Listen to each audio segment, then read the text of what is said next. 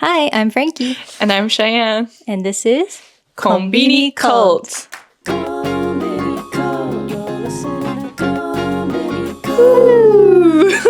Welcome to another episode. Yay! How you doing today? I'm okay. On this beautiful Saturday. It's so far so good. We're having a good start. Is this jacket annoying? Like the sound of it? Should I just not move or should I take it off? Take it off. Take it off. Oh, I wanted to show my cool jacket. Okay, hang on. So if you were watching the beginning of that episode, Cheyenne had to take off her very cute jacket. Yeah, I had an outfit change. It was like a magic trick. Yeah, I wanted to wear it. It was a present from my husband from his business trip to Barcelona. It was for the Barcelona Football Club. No, I feel really dumb for not knowing the name. But Name anyway. 3 team members right now. Yeah. But yeah, sorry I had to take it off because it was a little noisy just with the mic and everything. But thanks, we're back. Sorry for that delay. It's cute though. Thank you. Yeah, so today we're going to be talking about the very interesting topic of adult adoption. Mm-hmm. But before we get into that, so I have a question for the listeners, and then also a couple news things, social media things that happened recently that I think are worth discussing. Mm-hmm. But first of all, I just want to know how people like the closed captions, because I put them on the video themselves, and that's probably the most time-consuming part of editing. Yeah, making sure it's all... Yeah. So I want to know if you guys are enjoying them. Mm-hmm. I just need to know if at least one person... Is it like worth your time? Yeah. Does at least one person appreciate them? Yeah. Because I'm sure not everybody's first language is English, or maybe it just helps if you can't hear something that we said clearly. Mm-hmm. Yeah. They always look really nice. I like the way you do them too because they're easy to read. And I mean, obviously when you are doing them and listening to our voices, they're accurate, right? Because then you have sometimes the auto-generated ones. And those are helpful too for videos that don't have, captions provided. But sometimes they're off, especially in our case when we bring up a lot of, Japanese words or just non-English words. You want them to be accurate too. And they're not the most accurate sometimes in those auto-generated ones. But I can't say I understand, but I do know you work really hard on those. So yeah, if people are just using the auto-generated ones, I think that would be a nice time saver on your end to not have to do them, right? Yeah, that is true. I mean, I'll probably keep doing them, but just somebody out there, please let me know you appreciate it. Or if there's like a faster way to do them too. Yeah. Okay. Let us know. So for the news story, I don't know if you saw this. I did. But Ibaraki Prefecture is talking about introducing an anonymous tip system to report foreigners suspected of working illegally. Yes. And they would give a reward for reporting this. Mm-hmm. Where did you see this? Because I feel like I can't remember. Because sometimes I see things and I copy and paste the link in our notes like, ooh, sounds fun. And then I forget about it. Or I see it and I think like, I've got to tell Frankie about this. Or you tell me. And then later I forget like where I hear it from. So we didn't talk about this together before, right? No, I don't think so. Okay. I saw somebody had posted about the article on Instagram stories. Okay. And then I looked it up and then I thought, we should talk about that. Maybe that's where I saw it too. Yeah, it was either social media or Reddit. But okay, sounds good. It's our first time talking about it together. Yeah. So there's a couple articles I was looking at. One is from Asahi Shimbun and the other one is from Tokyo Weekender. That had some information. But basically, so just the key takeaways. Ibaraki has the highest number of undocumented workers out of the prefectures for the 3rd consecutive year. Interesting. And a lot of the undocumented people are working in the agricultural sector. I mean, that makes sense given, like, Ibaraki's, what do you call it? Not manufacturing, but what they produce. There's a lot of agriculture happening there. Yeah. This national tip system, like this, has already existed for decades. Has it? Yeah, apparently. Oh, okay. Not in Japan, since the right? 50s, maybe? I think that's what it said. Oh, decades of being paid to be a snitch, I guess. All right. For 50,000 yen, so roughly $320, but no rewards were paid out between 2021 and 2025. They only get the reward if the person is deported. Which is pretty messed up. That's like, all right. For Ibaraki specifically, they could get a reward if the report leads to an arrest. And the reward is expected to be several tens of thousands of yen. Yeah, it hasn't been announced yet what I don't believe reward that would be. at all. Yeah. I mean, Thoughts? there are obviously concerns about this. Yeah. So critics worry that it's going to fuel xenophobia even more. Yeah. And also that it would discourage people who are in that situation from seeking help. They might just hide it. Yeah, of course. Tokyo Weekender said, one outspoken critic is Jiho Yoshimizu, head of Nichietsu Tomoiki Shienkai, a Tokyo-based nonprofit organization that supports Vietnamese people in Japan. Mm-hmm. Yoshimizu explained that many foreigners his organization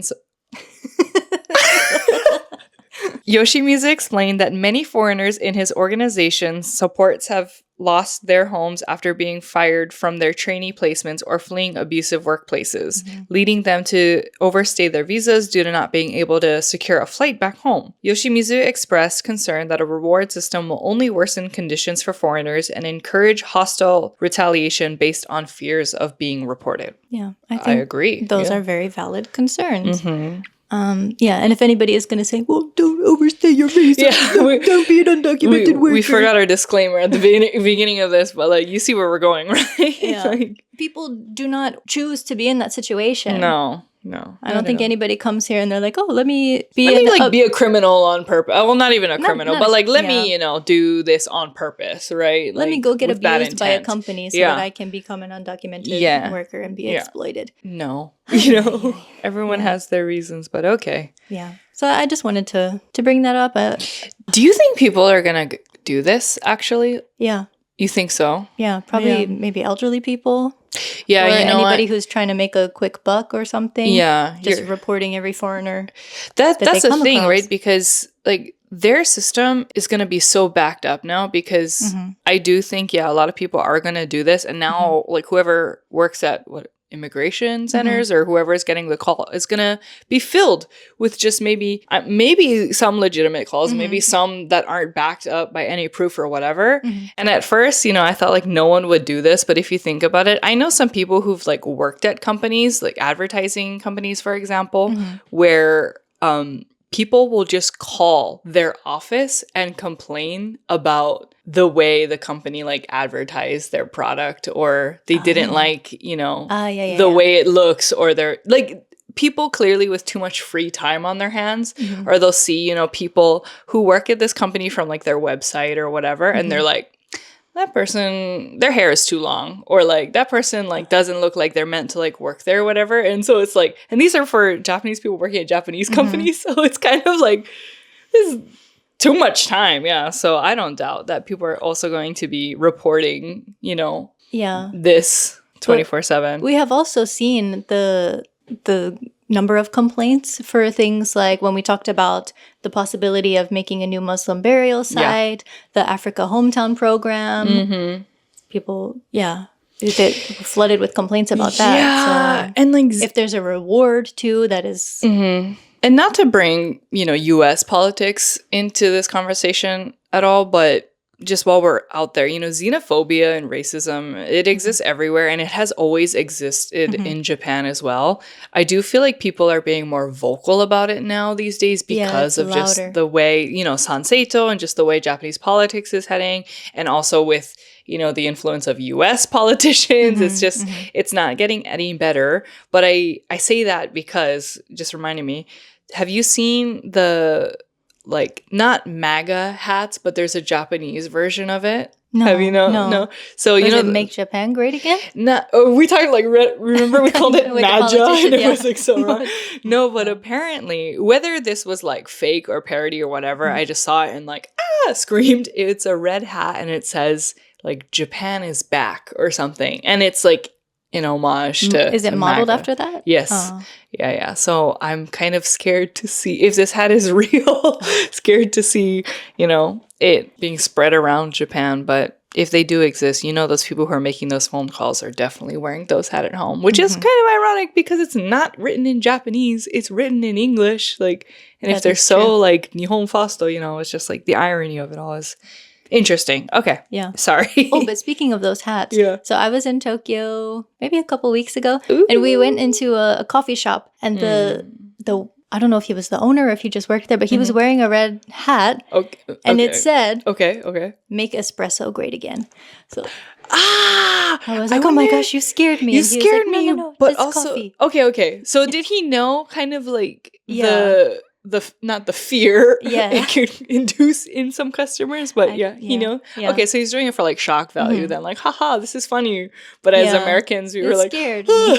yeah. Yeah. Okay. Well, I'm glad he was just doing it for goofs and gaffs and not like being serious about it. Hopefully. Who knows? Yeah. But okay. Interesting. Make espresso great again. M-E. Mega? Mega. He had a mega hat. Okay. Mega. Yes. Okay. And then something else. I assume you saw this video. There's a viral clip going around right now of somebody who's going through Shibuya crossing. They're taking a video of their child. And you see this lady in the background. First she elbows a man with a backpack. And then she elbows one little girl. And then she completely shoves the child who's being filmed to the ground. Yeah. She like bodies this kid. Yeah. And I laugh because it's just so ridiculous. I'm not like condoning the behavior at all, but yeah. But the way she's walking, she's like got her fists clenched and she's like ready to hit somebody in the crosswalk. And that just made me so mad because you shouldn't do that to adults anyway, but like to a little kid. Like it looks very intentional. I don't know. I understand, let's say she works in that area or she's just like a local or whatever and she's just trying to get, I'm not defending her, I'm just thinking of the reasoning. She's just like one of those people where she's just clearly getting where she needs to go, you know, like it's just like, I hate this crossing so much, but I need to just get through it. But also, why are you like shoulder checking the child? I know, but also take another exit out of the station. True. You don't have to go through you don't have to go crossing. through there. If that was like her reason, you know, her intention or whatever. But yeah. Have you read the comments of that video or just it's very screened? I feel like the majority of people are pissed off about it. Yeah. But of course there are some me people who are like, Mom, she must be stressed.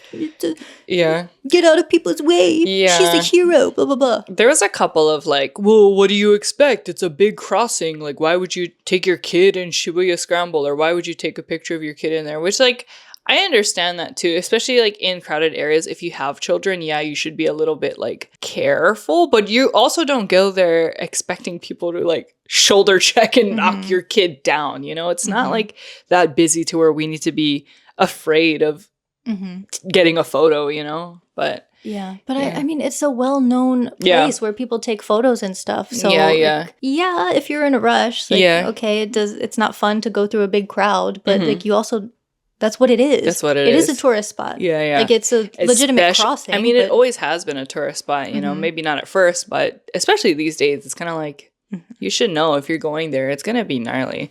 I have a question for you regarding the scramble. Okay. As someone who creates, you know, content and really values, you know, like getting the shot and like finding your timing and all of that. Now I've seen people at Shibuya Scramble specifically, once the light turns green, they're like running to the center to get, you know, maybe, you know, not be in the middle of the crowd while people are walking. They like go to the middle, try to get as many photos or videos or whatever they're doing as much as they can. And then they'll kind of, you know, stay in there until the light turns red again. How do you feel about that? Is that normal? Like, is that something you understand? Like, no. Okay. I mean, again, I don't support like body checking people. No. But there's also like, people are going to take pictures there. But also if you're staying until the light is red and like the cars are coming, that is a bit annoying. Yeah. I think they're like running in there as soon as it turns green so they can stay there as long as they can before the light turns red. But just, I don't know. Sometimes when I think about getting photos for stuff, like I'll be on vacation, I'll like want to take pictures. I'm like, what am I doing this for? You know, it's kind of like, what is the point? Like, it's so much fun. And then I just like start to get really like dystopian about it. And so just seeing people run to go do something like for a picture, I'm like, what are we doing? You know, like what? It's very Black Mirror in a lot of ways, but as long as they're not bothering anybody, it doesn't like does that hurt bother anybody? me. Yeah, if they just run when the light turns green. Right. I think it's like, it's almost like good that they're doing that because they don't want to be in the crowd. Like the purpose of them doing it is so they're not stuck in the crowd taking But I'm just like, dang, we've like hit a point where people are just running to get the shot. I'm like, whoa. So we've come a long way is what I was kind of thinking. Yeah. I've never run into Yeah, I was gonna say, have you ever run into, not traffic, but like, yeah, run to go secure a spot anywhere? Or I feel like you're pretty calm about and respectful about getting your shots. Yeah, I would probably just go early before it gets crowded. But when I first came to Japan and like when I first moved here too, like I've definitely taken pictures in the crossing. Oh yeah, same. If you haven't, then you're probably lying. You're like in the minority. Yeah, for sure. Yeah. All right. Well, I hope the little girl's okay. Yes. But also, there are some comments defending it, but then also I saw some comments from Japanese people that was like, oh, Nihonjin furi, like they're just pretending to be Japanese. Anytime an Asian person does something bad, they have like, to be pretending. They don't claim them. Yeah, they're like, no, can't be one of us. No, which is so upsetting, but all right. Okay. Well, anyway. Okay, moving on. Those are the rants that we had. So let's get into adult adoption. Ooh, okay. So did you know that around 98% of all adoptions in Japan involve adults, mostly men in their 20s and 30s? Yuck, I did not know that. I am all, before you take my yuck out of context, I mean, I am all for, adoption of like kids and like new family and whatever. Family doesn't have to be by blood. I totally support adoption in general, but I'm just, the yuck comes from 98%. Why 98% of men in their 20s and 30s. Well, like what's happening at that point? Let's elaborate. Okay. Yeah, so Japan has a very high adoption rate internationally, but it is 98% adult men. Okay. Well, adults, mostly men. I see. Okay. So have you ever heard of this wonderful saying? No. It says, you can't choose your sons, but you can choose your sons-in-law. So, 息子は選べないが、婿は選べる. Okay. Muko is son-in-law. Son-in-law. I've never heard that saying before, but it neither have I. I kind of I don't know, as someone who just grew up in Asian culture, like Korean and Japanese culture, it kind of checks out for me. They really value their sons, and men in the family, So let's get into what this is. So the practice of adult adoption in Japan, known as yoshi-engumi, has roots stretching back centuries, originally developed to allow families without a capable biological son to continue their family line and business. Its most typical modern form is the mukoyoshi, where a man is adopted as a son-in-law, marries the family's daughter, takes her surname, and becomes the designated business heir.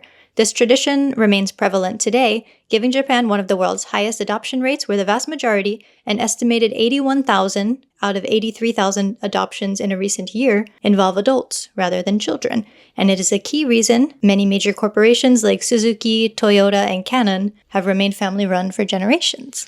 Oh, interesting. Okay. Is it that vital to have a son, I don't know. We'll get into it. Yeah, I know. But anyway, so this reminded me, actually. I think we've talked about it on a previous episode. Look at me. Oh no, bringing up TV again. It's called asadora, so a morning drama called bake, which is like bake means like scary stories, kind of. Like bakemono. That kind of bake. And you actually went to, where was it, Okayama, where you could meet the actual family of the person it was based off of, the white guy.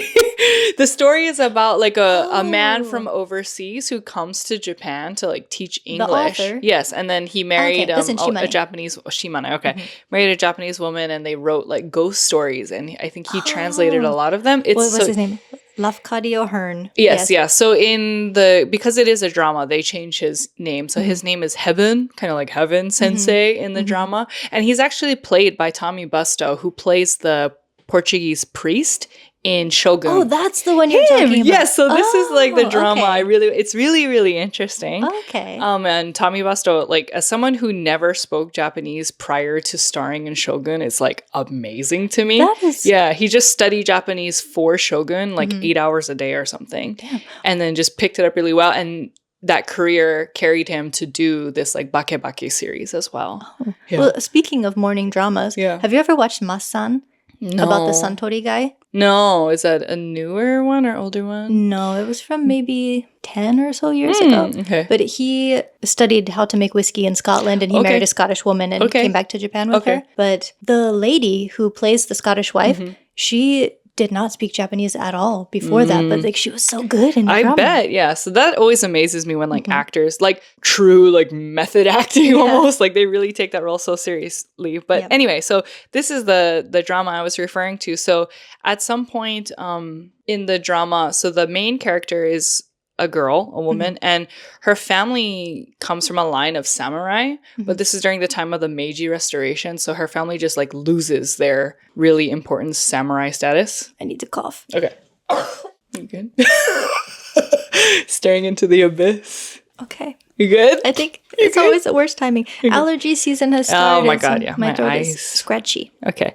But yeah, so her family kind of loses their samurai status, and it's, as she's the only daughter, they don't have, you know, a male heir or anything. It's kind of hard for them to carry on their legacy as we're talking about now. And so at one line they had in the show, the dad says like muko marao, and I was like, what does that mean? Because we're watching it without subtitles. And so he was saying like muko, the son-in-law, like let's just take on a son-in-law. And so they get married. She marries like a son from another like pre-samurai family, but he moves into their home. So like Frankie just described, like takes on her family name, and now like their legacy is continued because he married into her family. Yeah. So sorry, that just reminded me of that. Yeah, it's good to see it, like this kind of thing depicted in dramas and stuff too. Yeah, I mean for me personally, it's just like good to learn about too, because I was watching it and I just like, I understood like what was happening, but now I understand like kind of why. The context, especially because, you know, you think, especially back in those days, it's because culturally, a lot of cultures really just revolve around men, obviously. And so you would think kind of like, why would they be okay with that? Like the men, you know, who are willing to not carry their own name, they would like marry into a different family, take on that family. And I asked my husband, and he said it was like really typical, especially if you weren't the first son, or if they had multiple sons to spare, I guess, for lack of a better word. So yeah, that was probably the case in this one too. Yeah, exactly. So I wanted to know, when did this become a practice? So I found a very informative article from Unseen Japan. Always want to shout them out because they're one of my favorite sources to use. So the practice started in the 13th century in Kyoto's Honganji sect of Pure Land Buddhism as a way to secure religious and patriarchal power. The practice later became more common with samurai families who had no male heir. It was particularly beneficial for second and third sons who would have no inheritance. As an added bonus, heads of household were exempt from having to perform military service, so families who wanted to protect their younger sons would adopt them out as a way to protect them from fighting in wars. As capitalism took over, the practice of adopting adult men was a way to keep businesses in the same family. When an adult is adopted, they are crossed out on their family registry and are considered a blood relative of their new family.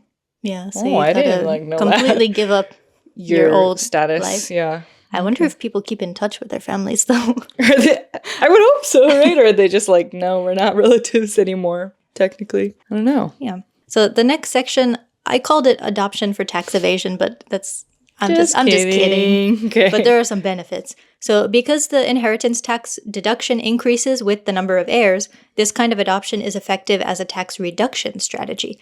In other words, the more heirs a family has, the fewer inheritance taxes they have to pay. If a couple had 3 married daughters and they adopted their husbands, then that couple will have to pay less in taxes and have more assets to go around.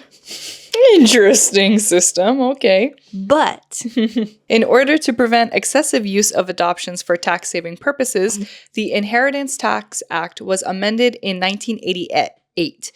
Act to amend Income Tax Act and other acts, Act number 109 of 1988. Jeez.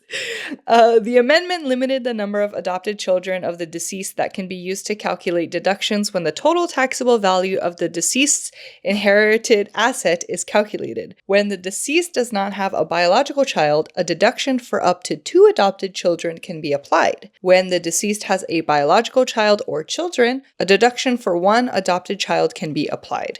If there is an adopted child/children who was adopted through a procedure specially designed to create the same parent-child relationship as that of a biological parent and child. The number of such adopted children is not limited for the inheritance tax deduction. Okay. So if you're adopting kids to raise them, then there's no limit, it seems. But if you're adopting adults for business purposes, then there is a limit. Okay. Thank you. I read all of that and I was just like, that's a lot. What? Okay. Yeah. So just a side note, when I was trying to find some YouTube videos about this, I did find an old video from Sachiko Ishikawa. Woo, we love her. Shout out to you. Yay. Yeah, but I always want to give her a shout out because she posts very daily short form videos about politics, social issues. And you'll know her if you've probably seen her. You've definitely seen her, and her like every video I remember too is like, "Hi, I'm Sachiko, and I talk about all things Japan and politics and raising children in Japan and social issues." Yes. So you've definitely seen her around. Shout out. You know what homegirl does? She cites her sources. Yes. Oh my gosh, that's such a big pet peeve of mine when you watch this very informative video on YouTube and there's no sources at all. So like. Where'd you get this information? Okay, so I wanted to find out what are some of the oldest family-run businesses in Japan. So one of them is Nishiyama Onsen Keiunkan. It is located in Hayakawa, Yamanashi, and this hotel, it's the oldest inn in the world. In the world. It was started at 705 AD. I actually stayed there and I have a YouTube video about it. Oh, very nice. Please go check that out. Okay. Yeah, so check out my video. And then I also watched this video called Things Are Changing at the World's Oldest Hotel to get some information about how they like passed down the ownership of it. Because when I was there, I didn't get to interview the owner. But this person did. Okay, awesome. So I think their video is worth watching too. But basically, so it was family run for 52 generations. Then with the lack of an heir, it was passed to Kenjiro Kawano, a trusted manager. He's only the president though. They didn't adopt him. Ownership couldn't be passed to him because he's not a relative. So he founded Nishiyama Onsen Keiunkan Limited, I think kabushiki gaisha. So he could take over as CEO. So it's not a family-run business anymore, but it is still the oldest inn in the world. Yeah, and we don't know why they didn't adopt him. Yeah, I wonder why they didn't adopt him. I don't know. I wonder if they were just so, like, trusting of him at that point. They were kind of like, no, you can run this business and we don't need it to be a quote-unquote family thing anymore. I mean, I don't know.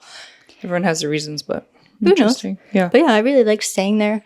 That area of Yamanashi is really nice. The onsen are very nice. When did you stay there? Last winter. Very cool. Yeah. And you just, I don't know, is it kind of like a slip in time almost? Because what was it, 705 AD? No, because it's been renovated so much. Yeah, that's true. So it kind of just looks like a normal ryokan, but they have the Guinness World Record of being the oldest inn in the world. Did you see that little plaque? Okay, They have that at reception. And also, you can have tattoos in the baths. Oh, that's very nice. That is very surprising for, considering its history. Yeah.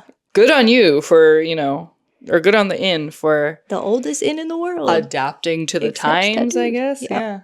There you go. Yeah. See, it's not that hard to do. Okay. And they have private baths too. So that was a wonderful experience. I love it. I would love to go back. Then we have another ryokan. So this is the Houshi ryokan located in Komatsu, Ishikawa. So this is, you said, the second oldest hotel in the world. And it was run for it is being run, for over 46 generations. Yeah. So it might be the oldest family business in the world. One of them, at least. The tale began in 717 AD when the god of Mount Haku visited Buddhist monk Taicho Daishi in a dream and told him to find a hot spring in nearby village Awazu, today's Ishikawa prefecture. Daishi discovered the spot and ordered his pupil Garyo Houshi to build a guest house. Garyo Houshi in turn preached Buddhism to his visitors and adopted a son as his successor who took his childhood name Zengoro. Yes. So the current Zengoro Houshi has the same name as all the men before him who have inherited this name. Oh my gosh, that's such pressure. Yeah. Okay. So with the way that they've passed down the business, so only the oldest son can be the owner. It's been this way for 1,300 years. Yeah. If there is no eldest son, then they would adopt a son-in-law to do it. Interesting that the first son to like have it be passed down to was already an adopted son, though.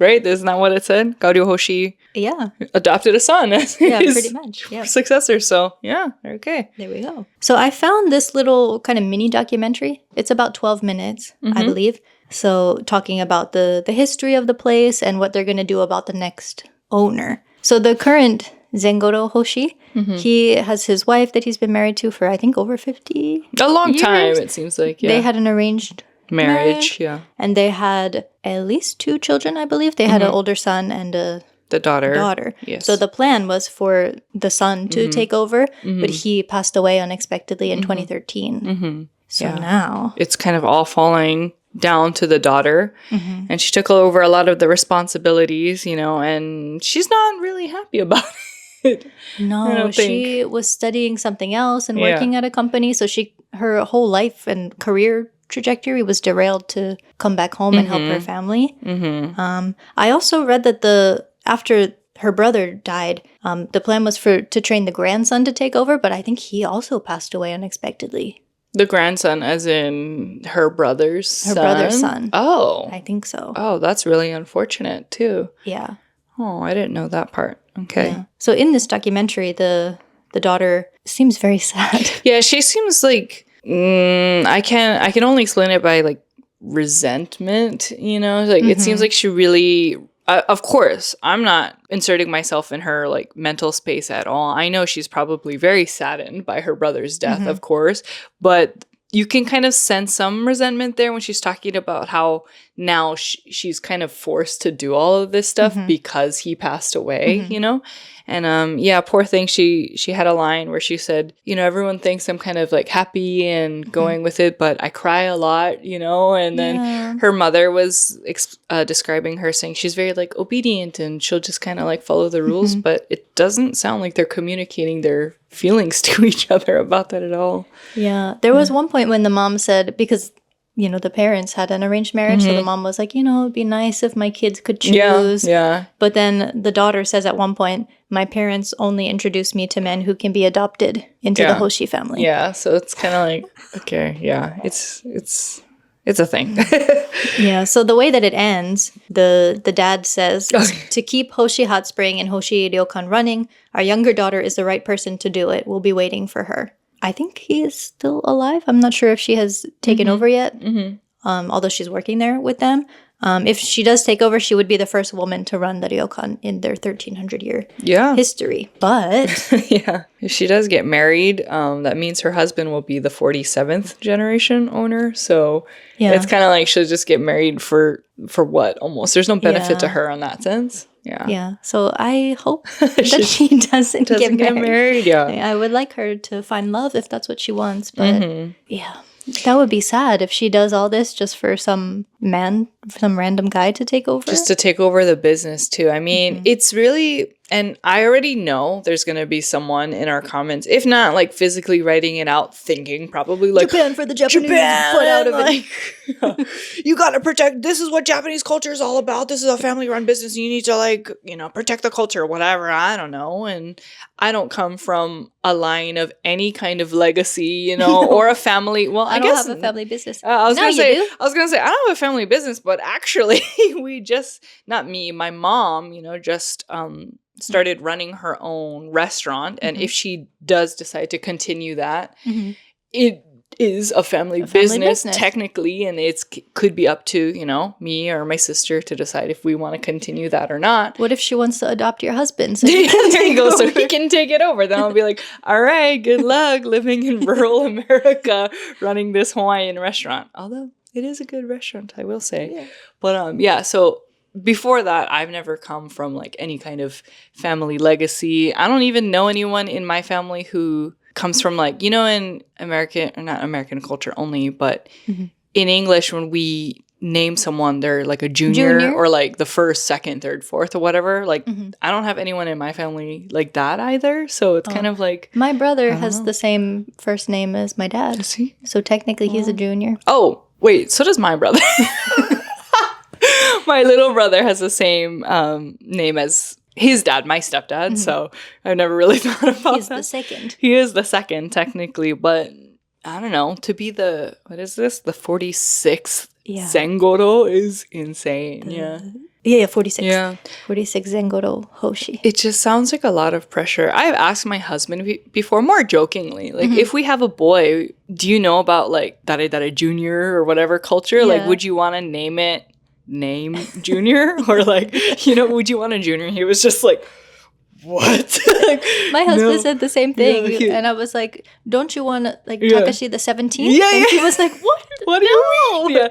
Yeah, he was just kind of like, kawaiso, like, no, because then they wouldn't have their own, in my husband's opinion, like, their identity just seems so rooted to him, and he was like, I can't do that to, like, his kid. But yeah, so it's interesting that, like, not all Japanese people feel like you need to have the same name to, like, have a legacy, is what I was kind of getting at. Yeah, that is true. Okay, so I also wanted to look at some of the other oldest family-run businesses in Japan.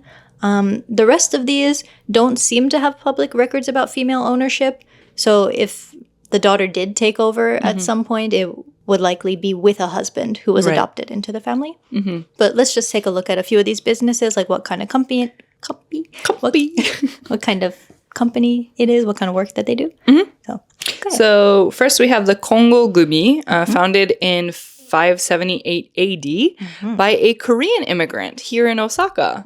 So they work on design, construction, restoration, and repair of shrines, temples, castles, and cultural heritage buildings. It was family run for over 1,400 years before being taken over by Takamatsu Construction Group in 2006. Yep. And then we have Sennen no Yu Koman, founded in 707 AD. That is a traditional ryokan in Hyogo, Kinosaki specifically. Next is Genda Shigyo, founded in 771 AD. It's a ceremonial paper goods company in Kyoto. Then we've got Tanaka Iga Butsugu, founded in 885 AD, also in Kyoto. There's so many in Kansai. Yeah, I feel like, I guess with the history, right? Because the capital of Japan was, original capitals were over here, you know, so it kind of like checks out, especially them being in Kyoto, right? Yeah. Okay, so this company is a producer of Buddhist religious goods like altars, Buddhas, lanterns, incense burners, etc. Next is Tsuen Tea, founded in 1160 AD. So this is a tea house in Uji, Kyoto. Have I been there? Have I heard of this? Maybe. From their website, it seems like both the son and daughter of the current owner will be running things, Yuka and Yusuke Tsuen. So they're the 24th generation.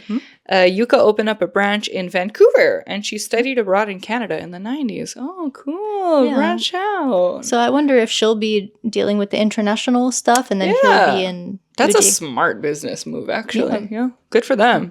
Good that they have two who are, like, willing to really take over the business, you know? Yeah. Well, I mean, just on paper. I mean, willing who knows if they actually said very lightly, you know? Yeah, but okay. Yep.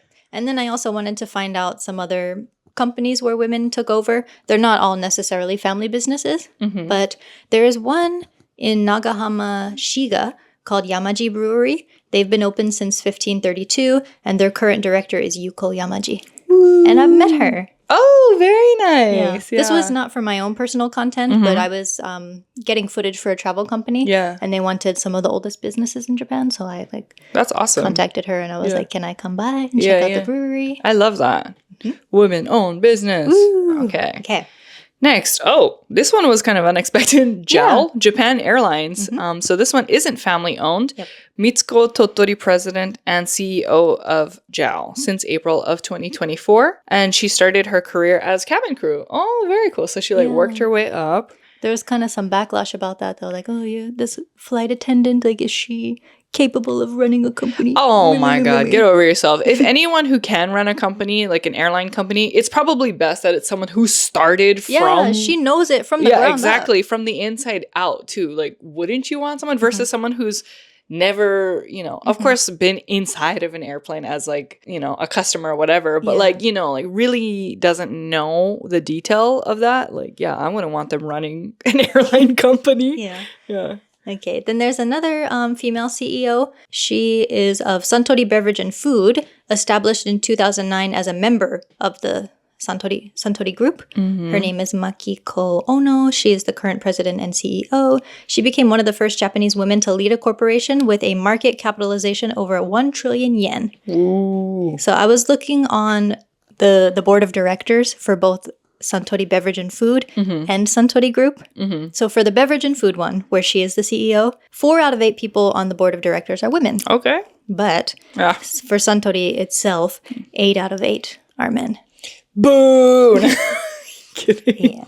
And a lot of this I found on a Forbes article about female leadership. Interesting. I mean, yeah, it is unfortunate, but not surprising. Yeah, I mean, would it be surprising? I mean, considering Japan sent a man to the G7 ministerial meeting on gender equality and women's empowerment in 2023. Wild. Remember that? Yeah, remember that. And if you don't remember or if you're unfamiliar, just go Google that photo. It is insane. I'll insert it. Oh, you're going to insert it here? It's just, it looks so ridiculous. Yeah. Yeah. Okay. So just a bit more about women in business. Women in managerial positions hit a record high in 2025. It rose to a whopping 11.1%. Wow. Yay! So The government has a target of hitting 30% of leadership positions being held by women in the 2020s. not going so well.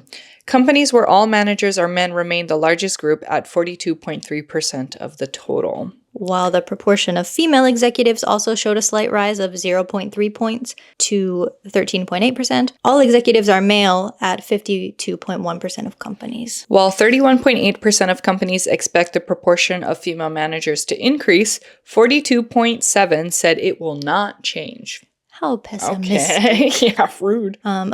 A chemical company said that there are still many hurdles for women to continue working, such as marriage, childbirth, and transfer of partners, according to the survey. Meanwhile, the average rate of men taking childcare leave rose 8.6 points from 2023 to 20%. Okay, we like to see a little increase, I guess. That's good. Your husband was He did. part of making that He was statistic part of that rise. statistic. Yeah, that's true. He was part of those 8.6 points. Yeah. Yes. So I also found that there are matchmaking websites, but some of them are specifically for mukoyoshi. Yeah, I'm not surprised. Again, Japan, they're going to be very organized when it comes to these things, I think. Yeah. Yeah. So there are services such as IBJ, and although they don't necessarily advertise their service as a mukoyoshi, there are options in their apps to specify for a special type of marriage. You can include such preferences in the criteria for searching. Yes. I also did find in one of the sources that'll be linked below, they were talking to a lady who founded a matchmaking company that was only for mukoyoshi. Oh, interesting. And they were talking to this lady whose father had a doctor's office, and I felt kind of sorry. She was like, I wasn't smart enough to like pass through medical school. Like, is it? Or because it was rigged? But anyways, ooh, yeah, so she was trying to find a husband to take over her father's doctor's office. The pressure we have as women, like if that's the only reason why she's trying to find a husband is to take over her father's, like she herself is saying that's like, I don't know, if she's happy like that, then sure, whatever, but it sounds so depressing. Okay. So while we're still on the topic of adopting sons-in-law, it is very complicated if they want to get divorced. Yeah, I don't doubt it. So they would call it like double divorce. Because first they have to get divorced as a couple, but then if they don't want him to get the inheritance, they need to dissolve his adoption status too. That just sounds like so much paperwork. Nightmare. So much paperwork, yeah. I wonder what they call it, because like if you get divorced in Japan, depending how many times, right, they'll call it like batsu ichi, so like divorced once, or like batsu ni, twice divorced. Onna. Yeah, like what is this called? Like double batsu or something, like batsu bats. Yeah, I don't know. Yeah, it just sounds like a lot of paperwork for sure. But I was curious because I've kind of heard over time living in Japan that because same-sex marriage is still illegal here, unfortunately, a workaround is to not adopt each other, but, like go through. One of them gets one of them gets adopted in a same-sex couple for, I guess, to be recognized as like, not a legal partnership, but as a family. And so we kind of like looked into that a little bit, right? Yeah. So if one partner adopts the other one, they can be on the same family registry and they would be entitled to things like tax deductions, inheritance, and then also having, visitation rights and a say if the partner is hospitalized. Yeah, which is very important, Yeah. That's kind of, I already talked about it in the maternity episode too. And it's not the only reason why my husband and I got married so quickly while we were, expecting a baby, because like I mentioned, you can't even write the dad's name on the birth certificate if you're not married. But one reason why we really wanted to take care of that too is because, if anything were to happen in the hospital, he would have no say. He would have no say, or vice versa if something happens to him, So I understand why they would find, this method to just be recognized as a unit or as a family, like Frankie said. Yeah. Another part of Japanese law stipulates that two people who have entered into an adoptive relationship cannot marry, even if that relationship has been dissolved. So couples choosing the adoption route can potentially find themselves unable to marry in the future if marriage equality is ever realized. So that is kind of one of the concerns, that people have, and maybe one of the reasons why people just, why not every same-sex couple in Japan is doing this. Yeah, which makes sense. We'll see what happens. Yeah. Just one last thing. So adult adoption around the world, do they do it anywhere else? I've never really heard this. It sounds like a very Japanese thing to me. Yeah, because I think we hear about, men marrying into families to take over businesses, like since the dawn of time, I guess. Yeah, that's always been a thing. But these days, what's going on? Adult adoption in other countries, like Frankie said, not always for business. For example, in the U.S., it is permitted in most states. Though laws varies, and it's commonly used to formalize family bonds like step-parenthood, secure inheritance, or care for a vulnerable adult. Yeah, I feel like I've heard it in that context. That makes sense. Yeah. There was, I don't know if you've seen the Netflix documentary about Eileen Werner, who they called her like the female serial killer, but she was a sex worker who, in self-defense, ended up killing. Is she the 7 men, I think? Oh, she's the one where there's a Monster movie about her called Monster, right? With Charlize Theron. I think. Yeah. Okay. But then there was a family that I think adopted her, so that they would be able to help her with legal things and stuff. I see. Oh, I didn't know that. Interesting. Yeah. Okay. To continue, the United Kingdom does not permit it at all, strictly limiting adoption to individuals under 18. Australia is highly restricted, allowing it only in exceptional cases, such as when an adult was raised by the adoptive parents since childhood. Meanwhile, countries like Germany and Canada do permit the practice, typically to formalize long-standing parent-child relationships, or in some historical European contexts, to transfer titles. Yeah, it sounds That's what I very European. Okay. Yeah, so I guess in conclusion, a lot of business owners here would rather have some random man take over their business and inheritance than their daughters. Yeah. That is very frustrating. Yeah. What about, this isn't on the topic of adult adoption, but it does cross my mind a little bit just because I think not all, people here in Japan, but I've heard that they have a different, I guess, kangae kata, way of viewing, what is considered family here in Japan. For me, family doesn't necessarily mean you have to be blood related. And so I'm very... chosen family. Yeah, what do you call? For chosen family or adopting children. If, I was never in a position to have my own children, for example, and I asked my husband, because he's Japanese, just how he felt about it. And he is, the same way, although it would be very nice to have I put it in air quotes if you're just listening, own air, through, childbirth or whatever. We're not against the concept of adoption at all.